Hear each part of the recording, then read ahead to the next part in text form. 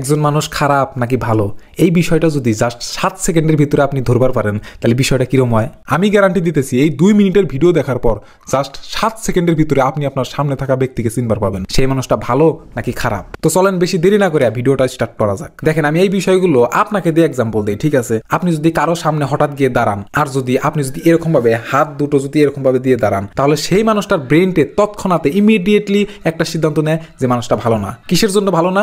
যে সেই মানুষটা আমার সামনে এসে এইরকম ভাবে দাঁড়াইলো, এইরকম ভাবে দাঁড়ানোর ফলে তার মাইন্ডে তার ব্রেনটে একটা বস্তু আসে। সেই বস্তুটা হলো কি জানেন? সেই মানুষটার ব্রেনটে আসে যে আপনি আত্মবিশ্বাসী না, মানে আপনার উপরে নিজের উপর নিজের বিশ্বাস নেই আর আপনি ভালো মানুষের কাতারে পড়েন না। মানে এইটা কিন্তু আপনার মাইন্ডে কিন্তু আসবে না, যেই মানুষটার সামনে আপনি দাঁড়াইলেন সেই মানুষটার মাইন্ডে আসবে। তাই 1 নাম্বার টিপসে আমরা শিখলাম যে কারো সামনে যদি দাঁড়ানো লাগে আমাদের তাহলে এরকম ভাবে হাত খোলা রাখবেন। হাত খোলা রাখলে আপনার ভিতরে আত্মবিশ্বাস বেড়ে যাবে আর আপনি সেই মানুষটার সাথে কনফিডেন্স নিয়ে কথা বলতে পারবেন। টিপস নাম্বার 2, কারো সামনে দাঁড়িয়ে যদি কথা বলতে হয় তাহলে তার কথা বলার প্রথমেই তার সাথে আই কন্ট্যাক্ট করে কথা বলুন, মানে চোখের দিকে তাকিয়ে কথা বলুন এবং কথা বলার শেষে তার ঠোঁটের দিকে তাকান। এভাবে কথা বলে সেই মানুষটার ব্রেনে বলবে যে না, সেই মানুষটা অনেক আর কি মজবুত মানুষ, শক্তিশালী মানুষ এবং আপনার কথা তখন মনোযোগ দিয়ে শুনবে। এই ট্রিকটা কিন্তু একদম শক্তিশালী ট্রিক, একবার ট্রিকটা ব্যবহার করে দেখুন। মানে এই ট্রিকটা 2 নাম্বার ট্রিকটা প্রথমে কথা বলার প্রথমে আই কন্ট্যাক্ট, আয়ের সাথে মানে চোখের সাথে চোখ লাগিয়ে কথা বলবেন, তারপরে কথা শেষ হওয়ার পর্যায়ে তখন একটু ঠোঁটের দিকে তাকাবেন।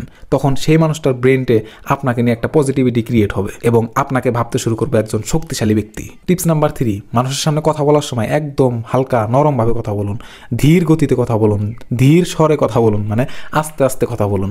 আর যদি আপনি একটা মানুষের সামনে দাঁড়িয়ে কথা বলেন আমি অমুক তমক হ্যান ত্যান অমুক তমক, তাহলে সেই মানুষটা মানে ভাববে যে আপনি মিথ্যা কথা বলতেছেন। আর যদি কোনো মানুষের সামনে দাঁড়িয়ে যদি আস্তে আস্তে নম্র ভদ্র ভাষায় যদি ধীরে ধীরে কথা বলেন তাহলে সেই মানুষটা আপনার কথা বিশ্বাস করবে এবং আপনাকে ভাবতে শুরু করবে একজন পাওয়ারফুল ব্যক্তি। দেখেন মানুষ কিন্তু সবচেয়ে থেকে বেশি পছন্দ করে যে কেউ তার ভুলটা স্বীকার করুক আগের থেকেই, মানে তাকে যাতে জোর করা লাগে না, জোর করার আগে যাতে তার ভুলটা সে বুঝতে পারে।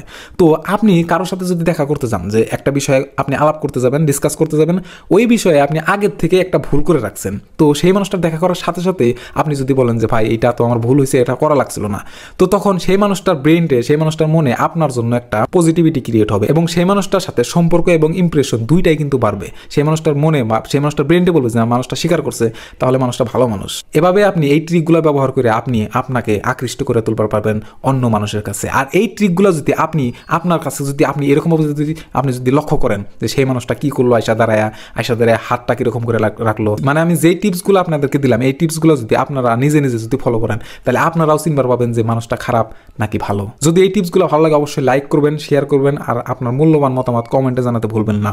ধন্যবাদ।